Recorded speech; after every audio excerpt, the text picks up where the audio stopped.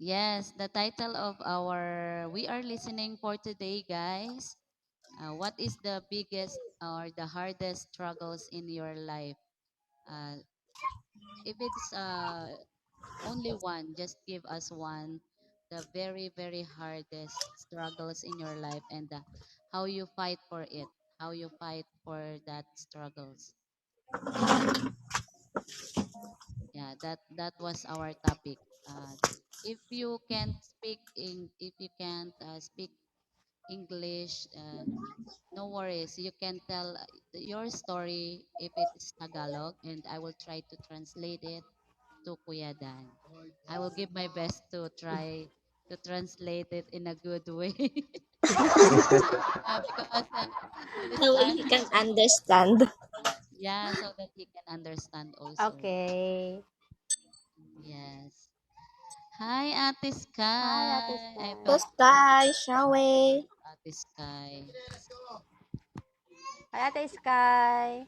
Akala ko sa Ate Sky lang yung may answer portion, question and answer portion eh. Ate Sky. Good morning. Good morning, Ate Good Sky. morning, Ate Sky. Good Yeah, morning. good morning. This is we are listening, right? All right, here we go. Yes, Ate Sky. This is we are listening, and our topic for today is what is our hardest struggles in our life. Even if we you will gonna give us one the hardest struggles in your life and how you fight for it.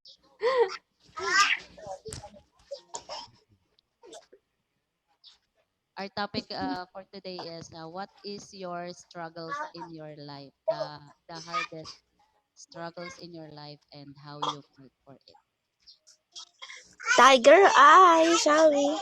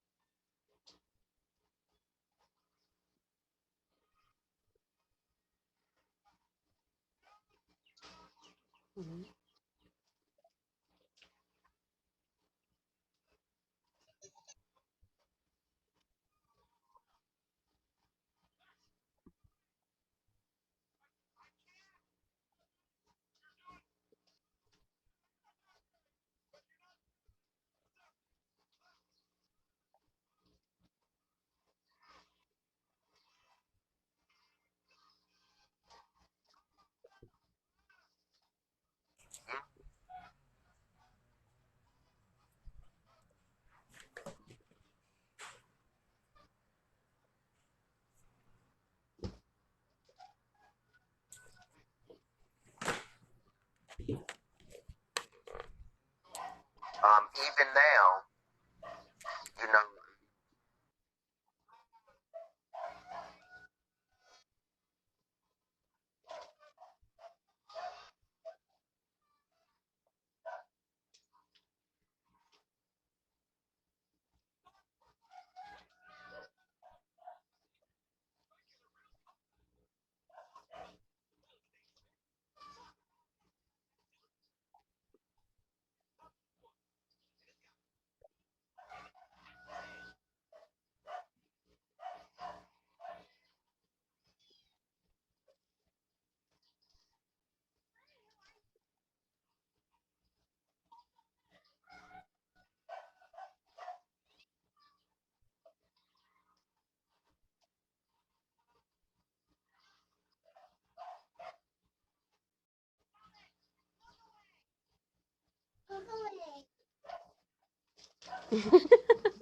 Yeah, Hey, you know, I'm Kuya Dan, started crying.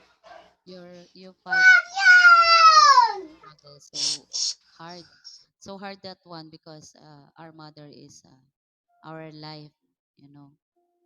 So if we speak like we have relationship to our mother. So That's nice. We've also like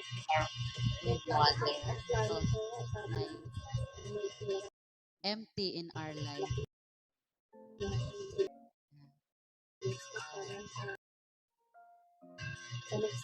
You are so strong. Yes, because of that. Yeah. You are so strong. Ed. Okay, we will gonna go to Layden. Layden, Hello. can you Um, tell us your um, story or your struggles? I'm, you okay lang ba ate na mag-translate ka? Ay, Medyo okay. mahaba. Ate Sky is there. Okay. Ate Sky. Okay. For me, my struggle in my life, my family is broken. Broken family, my mother and my father. Um, since birth, nung maliit pa lang ako, ano, um, iniwanan na kami ng papa namin. And then, until now, yun parang hanggang sa lumaki na kami, parang na-realize ng tatay ko na gusto niyang bumalik sa amin. Pero yung apelyado niya, gusto niyang papalitan sa amin ng, yun nga, gusto niyang ipapalitan. Yung ma-realize niya na ano po, na makita niya na kami. Tapos, kasi nung bata kami, hindi niya talaga tanggap na kami ay anak niya.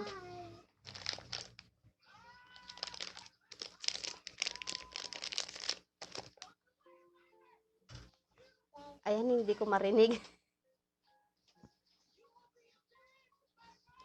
Yeah, we heard you.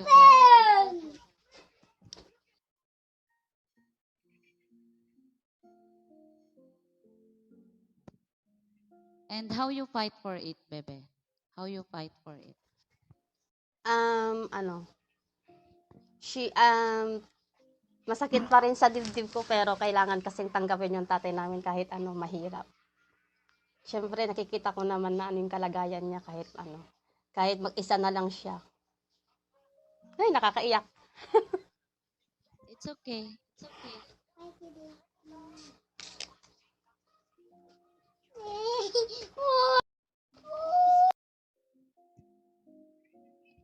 Is it done?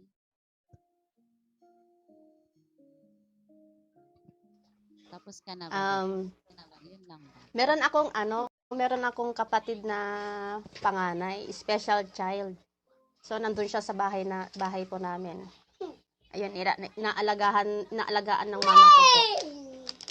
Tapos pag minsan dinadalaw ko po yung kuya ko. Siya yung pinakapanganay, ako po yung pangalawa. Kaya ang nag-aalaga po ako, minsan si mama ko po. Pag minsan may duty si mama ko, ako minsan.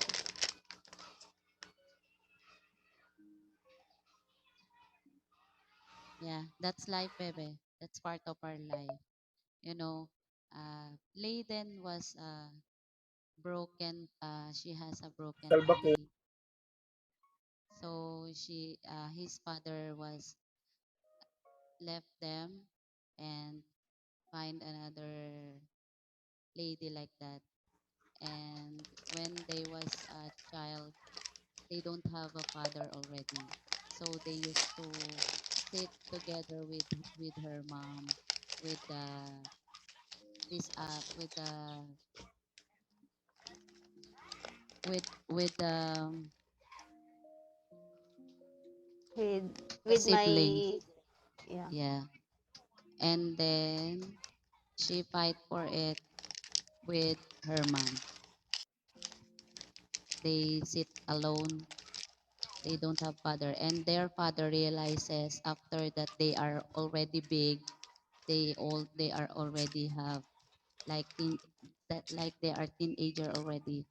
Their father comes back, and the father realizes that he needs them because he sit alone now. He don't have a family now. Yeah. Yes, that's her story. Oh, pasakit pa rin sa dibdib. And then she said, so hard to What you call that, Ate Sky? Please help me.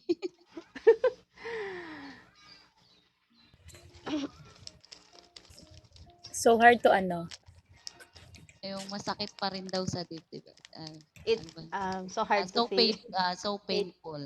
At painful. it's too painful in her heart for Kumbaga, it already create a scars, Kuya Dan, Yeah. to her heart. It's really hard to forget.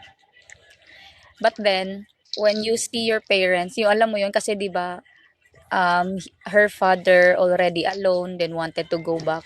You're in the between decisions that your hatred between Mm-mm. your love to your parents. You know. Kahit matagal mo na siyang hindi nakikita tapos bigla siyang bumalik, siyempre sobrang sakit. Oh, sobrang sakit. Na yeah. gusto mo siyang you want to, it's so painful that you want to, gusto mo siyang pagtabuyan. You want Pero to push him back to where he belong. But it's mm. really hard for you also because he's your father. Yeah. The longing of having a family. So, Okay. until now, Hilayden until now. Opo, ate, opo. Pero ano, minsan lang siyang tumawag tapos minsan 'pag sometimes he is, message sometimes 'pag minessage ko ng minessage, sasabihin, "I'm busy." Siyempre ayaw niya ng maistorbo. Hmm, okay. It's just, one thing, just continue. Kasi even if without our parents or with our parents, the success in our lives alone depends on us alone. Yes. That's why just continue to being you and be successful for you and for your future, and just give back to your parents whatever you have. Just don't wag mong ikulong. Just go under, outside the box, unbox yourself.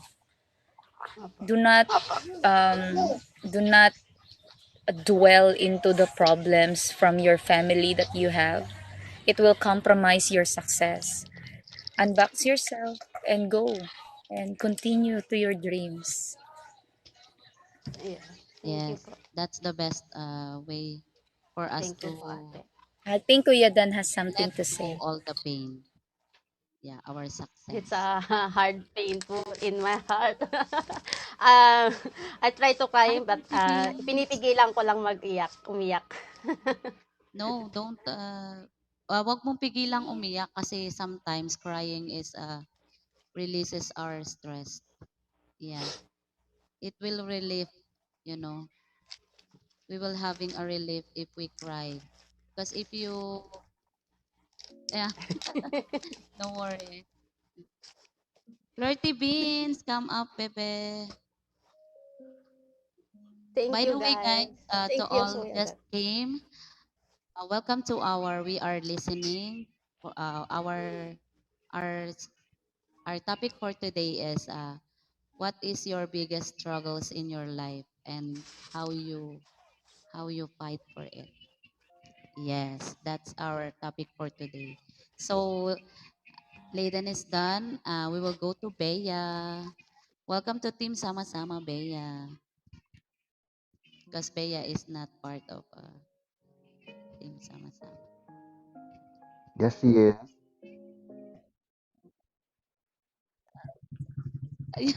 Hello po, Sorry. thank you. Sorry, Kuya Dan. Sorry, guys. Sorry, Bea. Yeah. So I think my biggest struggle for as for now is when my daddy died last December. Um, the same with Ate Layden. Since I am in high school, my mom and dad separated. Then he never give us the financial. Yes, he give, but he drunk and drunk. He is a alcoholic. person.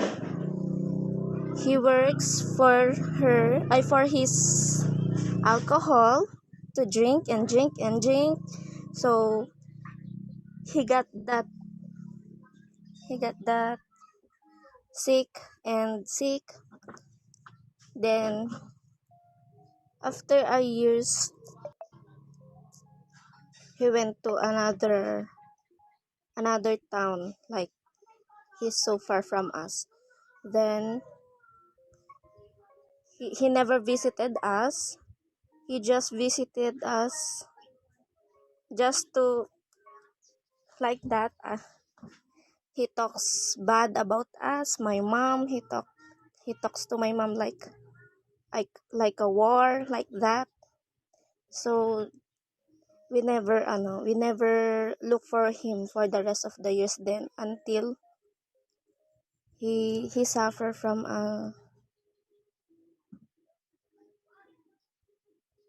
yung high blood niya ay parang inatake siya one time. Tapos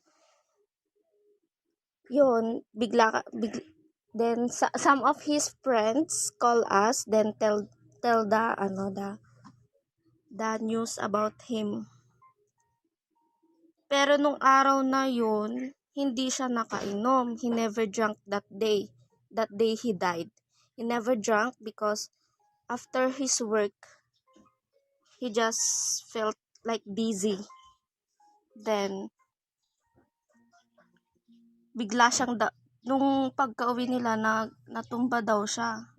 Tapos noon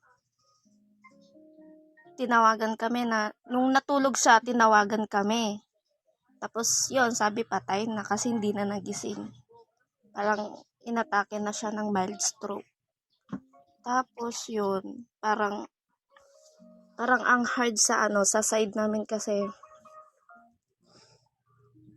never namin siyang nakausap after ng ilang months.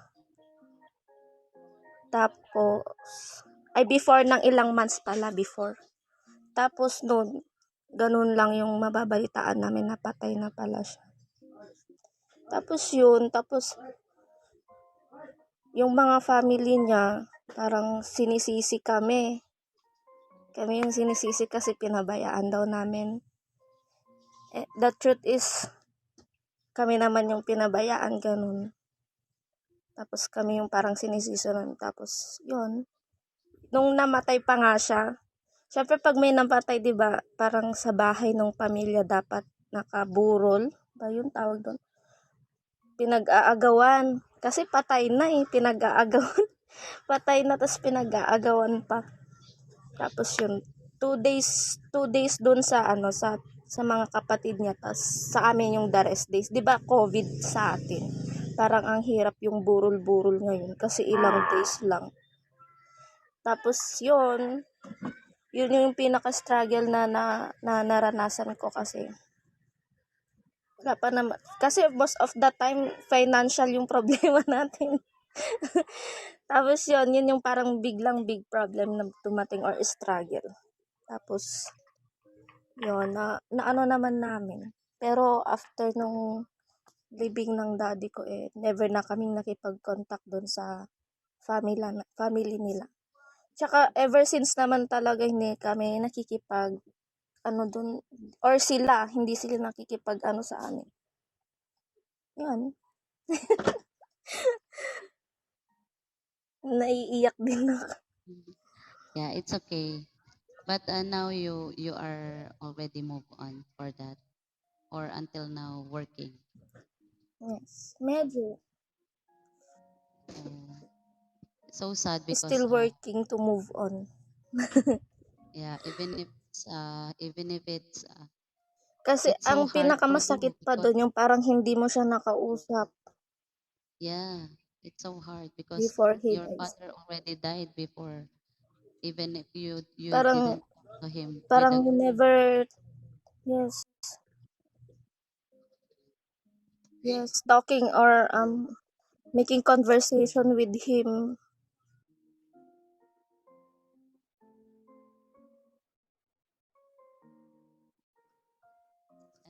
yeah, that's it.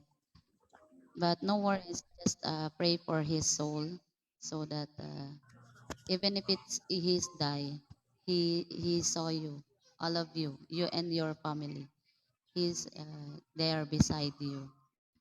So just pray for his soul, and he will, you know, he will receive all the message that you wanted to give to him, because he will just listen.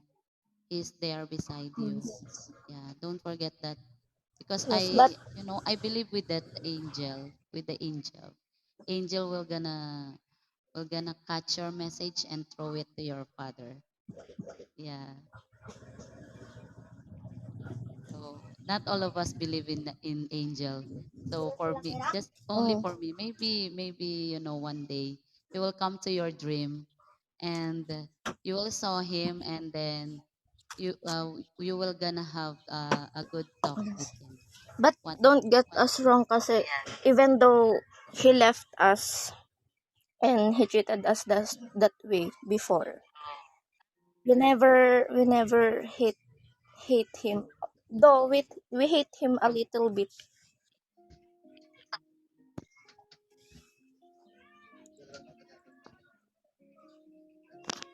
Yes, that hate with it will go by the time. Not all of us are not all of us are what you call perfect. We have that feelings. So time comes, it will go. It will go after. Just don't Yeah. forget to pray every day, and you will. Oh, she gone. Okay, we have we have commercial break, guys. Where did you go? Yeah. That's our wish. Me and Yeah. my brothers, it's our wish, but he never visited us in our dreams. No, That's he will. He will. He will. ah, but Don't. but my ano, Yes. but my Wag kang brother wag kang visited ano, him.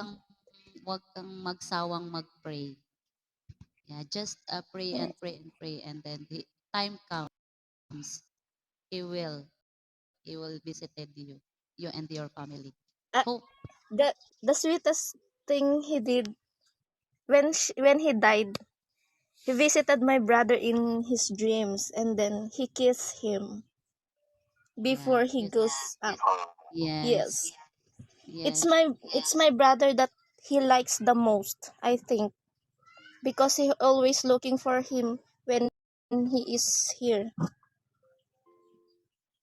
Yeah. Then when he died after the funeral, um the next day he visited him in his dreams and then he kissed and then he says bye. Oh, you see, because you It's have the pain. sweetest thing he did. Yeah. You have pain in your heart. So give the Yeah. pain go. But me, he never visited me. I think he Just talk every time that you and will pray. it's it's make me ano it's make me jealous. Why don't you visit me in my dreams?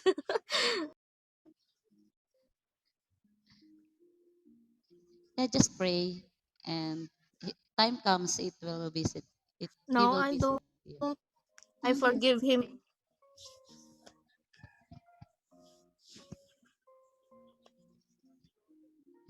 Yeah. Ate Darling asked, was Aki is your sister, Bea? Oh, Ate Darling, you may Yes. Yes, ate. Thank you. commercial breakdown there.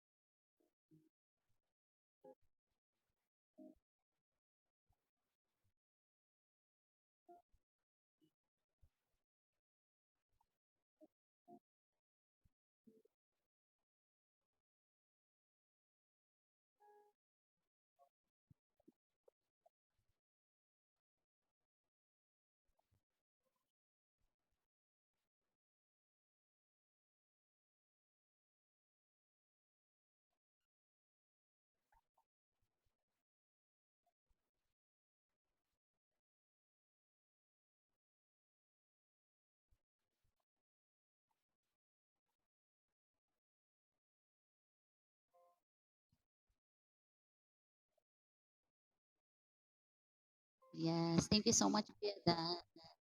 And we will gonna go to Ate Sky.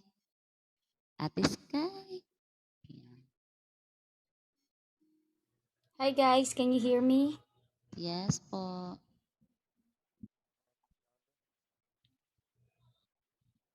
Okay, so me, the biggest struggle in my life, for me, the biggest struggle in my life is when I thought having a broken family is just from the movie. I thought it's just a teleserye or a drama or a movie that you can watch over the television. I thought that's just from there until it happens to my family. I was 11 years old. I'm about to graduate in my elementary days, so in my grade school. So I really just can't believe it that it's really happening in my family. I think, kasi we are I can feel, I can see, I know my mom is not from the perfect family. I can feel that we are happy. I can feel that we are a perfect family. I can feel that papa and mama are happy to one another. Until this day comes that there are these days that they are started to fight. They started to fight because of money. They started to fight because of everything that is happening. And then I was just like, okay, I'm good. It's normal to couple. It's normal maybe to husband and wife until the day mom left us. Like she left us with nothing. She left because she went to another guy. And because mom is a gambler, mom is a drinker, and mom is like cannot live without a little money. She always wanted to have money. She even like steal money from my papa's pocket, and my papa that time is a tricycle driver, and my papa used to pay debt every day for the rent of the motorcycle. And then she steal all the money. She's stealing all the money of my papa. And then they had this fight, and then mom left, and then she just said to me that I'm going to Manila, I'm going to work for you. And I was like, I don't believe her, because if she's going to Manila, why she's bringing all her stuff? And then yeah, that's the day when she left. And and I can't believe it, like, what? And then actually I'm at that time I'm the type of strong woman, like, because I pray that, Lord, I want my papa to stop the feeling of being hurt. So please, can you please, like, separate them. I'm desperate. I prayed, separate them, Lord. I'm good. So I'm strong by that moment until like many months passed. We didn't see our father crying. He's always happy. He's doing that for me and my sister. Until one day, I think he's very tired, and then we talk to him, we watch TV, and then we're eating the rice, and then Papa said, "Gang, kasi Bisaya kami, 'di ba? Gang og magminyo mo kung makailang mo og lalaki." Because sometimes it's the first, we're not used from our papa to talk about marriages, future boyfriends. Papa is not like that. And then that moment, he was like, Gang, if you're gonna met a guy, if you're going to marry somebody, make sure that the first thing you said to him is we are poor and we are a broken family. And I was like, I was moved. I cried secretly behind my father's back. I cried because why did my father said that? And then after that he was like, don't don't be like us. I want you to have a happy marriage, not a rich marriage, but a happy one. And I can feel from my papa the effect of having a family, broken family. The effect to my environment, the effect to my friends, to my future husband, the effects in everything. I actually I actually hate my mom for like 15 years. I hate her. And she didn't even pay a visit when I got to the hospital. I got surgery. My sister got surgery also. She didn't even pay a visit. But like 7 years ago, my mom was, kasi we're still in the same city pa rin. So my mom was confined to the hospital, and then I received a text that saying, "Hey, can you go to the hospital and pay my bills because I'm here?" And I was like, "Who is this?" So I replied, "Who are you?" "Si Mama ni Munigang. It's your mother." What? But Kuya Dan, as a daughter, everybody as a daughter. Yes, I have the hate, but I still have this feeling of I have to help her. I help with hatred, you know? Like I Like wanted to I slap wanted to on slap on her face her face. the everything that I have. But it's just when every time I'm in front of her, it's really hard to talk. It's really hard to pour my feelings because she's my mom. And then it's really really hard. So I have this hatred, but there's one thing. The reason why I became successful and the reason why I finished my studies is because I made my mom my inspiration. Guys, my only advice to everybody who is very young and still having this kind of experiences, make your circumstances and struggles your inspiration to move on to finish your dreams, because it will make you more even successful. I'm gonna do this to my mom. I'm gonna prove to her that I will be successful even without her. And yes, we did. Yes, we did. Yes, Tori, we are strong. Like me, my sister, we are strong.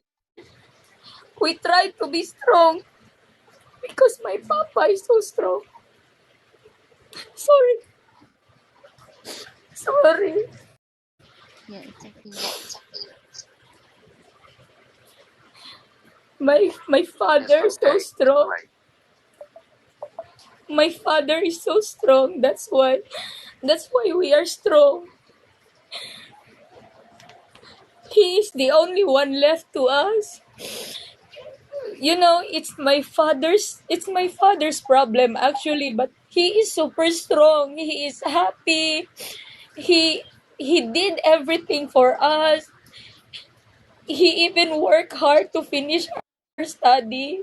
So Tori, we don't have the reason to be weak because it's my father who has the problem. So he is strong. So we have to be strong also, even if it's so hard for us. I'm sorry. Every time we go to the park and then I saw family going with mom and papa, it's really painful to see kumpleto sila. Ay, ang saya-saya nila. You know?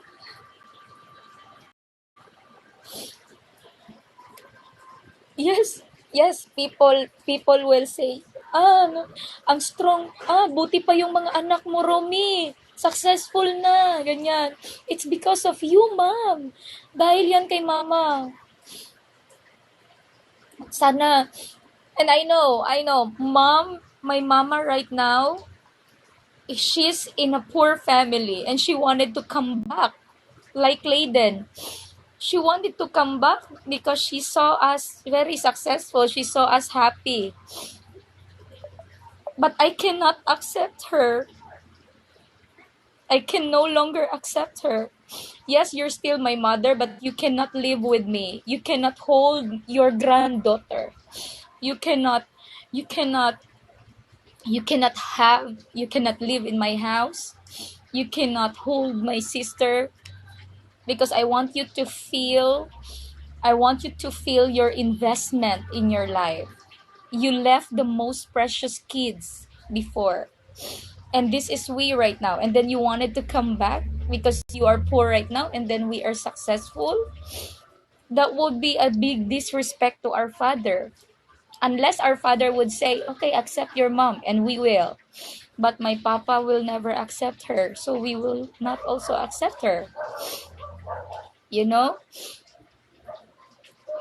the reason sometimes that we remain strong for the people for the people around us who also trying to be strong, you know. So that's all because to my father. So I really loved him. I'm sorry. Okay, actually that's the story. Sorry, guys. Yes. Thank you for listening.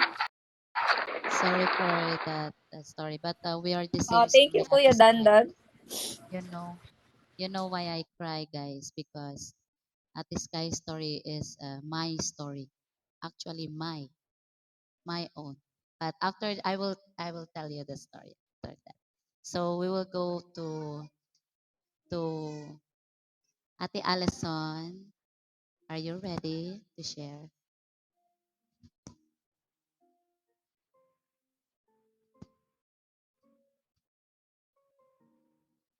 Yeah, we can't hear you. Thank you also, Ate Sky. We can't hear you, Bebe.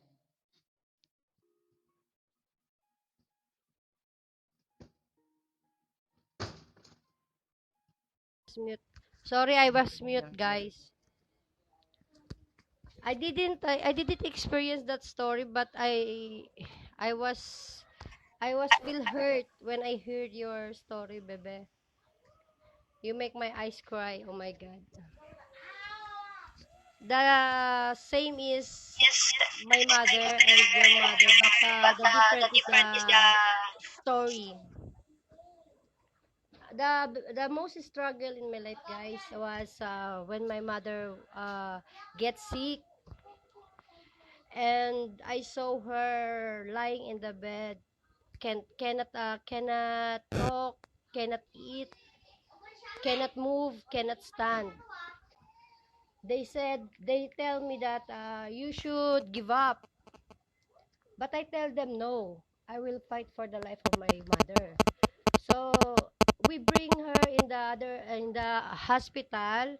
Then the hospital say they will not accept her because have COVID-19. So we are in the outside of the hospital. So I was thinking, where should I go to put my mother to be treated? Now we go to the private hospital. Then they said they just give some treatment, mild treatment. Then they said they cannot accept also because they have we are not accepting have symptoms of COVID-19. So because my mother says she cannot breathe, then now she throw all the food she eat. Now we try to go in New Era Hospital,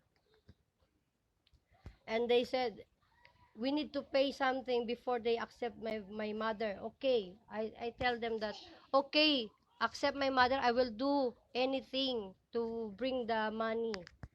Even though I was thinking, where should I get that money? But the first in myself, I want to save my mother's life. So when they get my mother, and uh, when they put my mother in the ICU, all of my relative, I'm asking for help, but there's no help with them.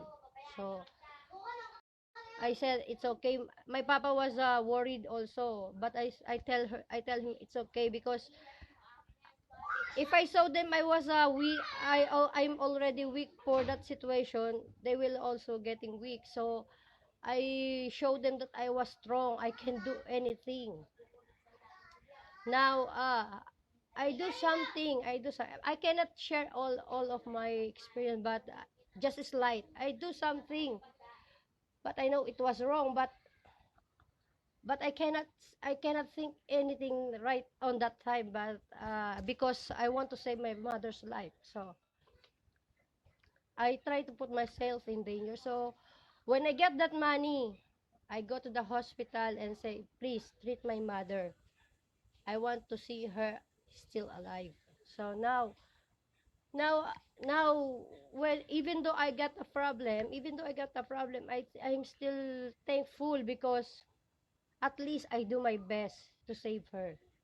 Now she's okay now, and I was so happy to see her walking, talking, eating, because my mother and father is only person that I have, and also my all sister and brother.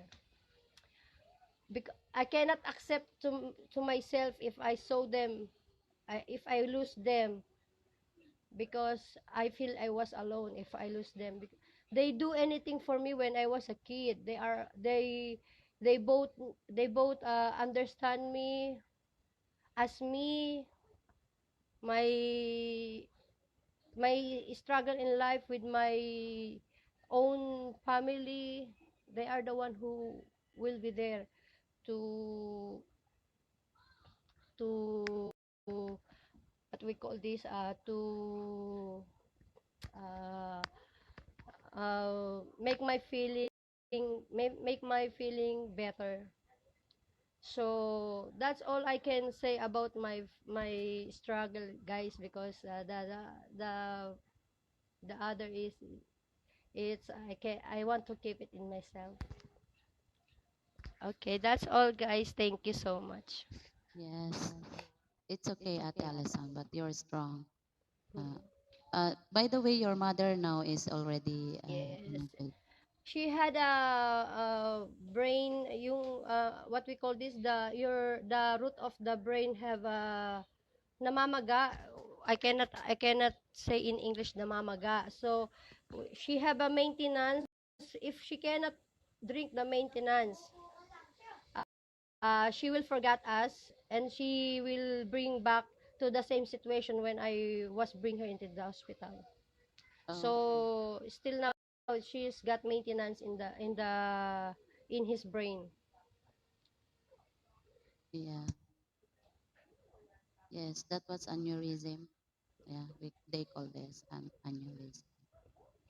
because some of us, if we are old, we forget everything. For Not mothers, like Allison. not like the aneurysm, no, no, it's like it's like the root got yung dugo ba bumabara Yung sa blood utak clot, niya. yeah. Oo, na hindi pwedeng operahan because it's too risk. Hindi siya, oo, namumuo, hindi siya pwedeng operahan. So we need to, black, oo, we need to maintain the medicine until until Yes, her rest of her life, because yung medicine lang yung humaharang, kumbaga yung tumutulong para hindi mamuo yung dugo sa maliit na bahagi ng ano niya, ang ugat ng utak niya. Kaya yeah, yun na, cargo na hanggang hanggang sa tumanda siya ng husto, ano doon na yun, maintenance niya na talaga yun. yes, yeah. So hopefully your mother will be get get well Yes. as soon as possible. She's still fighting and she was strong. We will just pray for her also. Okay, thank you so much, Ate Allison. Thank you for sharing your Thank you so struggles. much for listening to me, guys. Thank you, thank you. Yeah, thank you so much. Because sometimes we are listening, we need it. Even if it's we are here in Miko, because if we come to each other, we know how to treat other people the way that we think to treat them. Because if we know their backside, they're struggling like this, they have pain like this, we will take care for how we will treat them as well. So this is this we are listening is part of our growth here in Miko world, because if we trust each other, if we are like what you call this, yung meron meron ka ng alam na way kung paano mo siya itatrato ng tama. Kasi sometimes we have pain in our backside, and yung pain na yun nagkakaroon ng back up sa ano natin sa panglabas nating kaanyuan. Yung alam mo yun, I don't know how to speak it in English, but I know they understand that. So we are listening is a good way for us to see our backside. Yes. Thank you, Team Sama-sama, for this segment. Yeah. So that we will gonna have a good relationship in our group. So this is the part of this is the way to be able to hug each other, not only in the good way, but in also in a bad situation. Yes. Thank you, all of you guys. Thank you. Yeah. Let's give it up to Aki.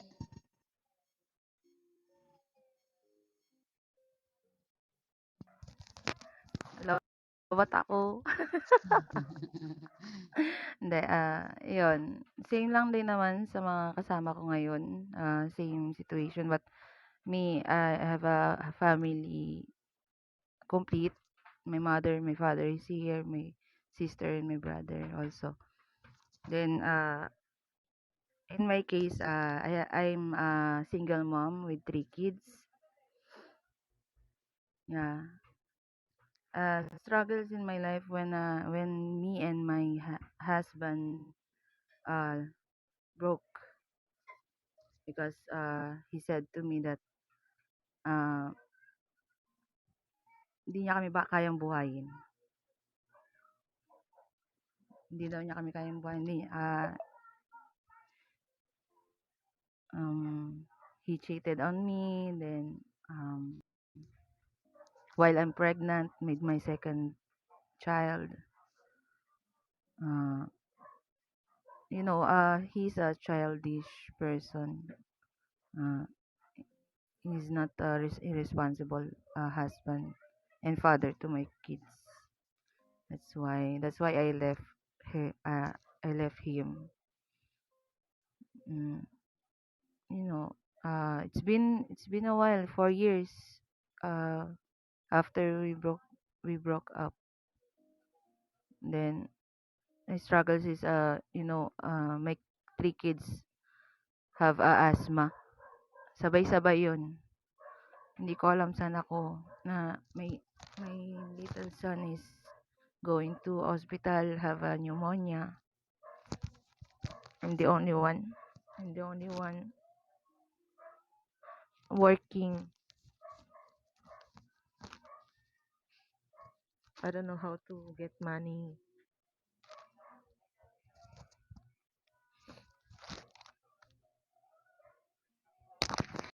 Can you hear me? Ano yun? Then yun, kahit gano'n naman,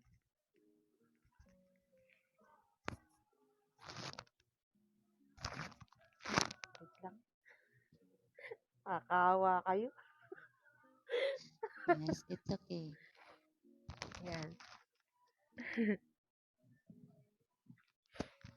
Yun. But I'm thankful now because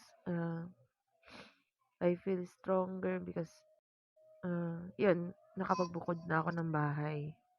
May bukod ko yung mga anak ko. Kasi siya, hindi niya nagawang ibukod ako eh.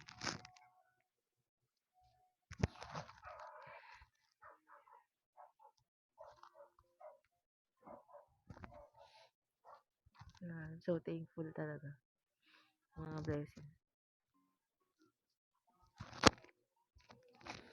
Ayun lang. Okay na yun. Yes. Yeah, just be strong for your kids. No matter what. We are mother, you know. We should be our kids. We should see them that we are strong for them. So don't worry. God is beside you. He is there. He will not left you. He will not leave you alone. I know that he will gonna do something to lift you up for your kids. Yes, just don't forget to pray and give give ask him for advice. Ask him for uh, that God, please help me for this. So taking care of my kids alone in a good way. So don't be put me in a you know in the way that I will I will make bad for others like that. Because sometimes we do something for others that we don't know that we gonna give pain to others just for the money because we want sometimes because we need it, we need like this. So no matter what they speak to us, forget. No, that's not the good way. So I'm not telling this because your story about your story. I am telling this to all of us that that's the lesson for us. Uh, that's one lesson for us. Eh, because sometimes the struggles put us in a bad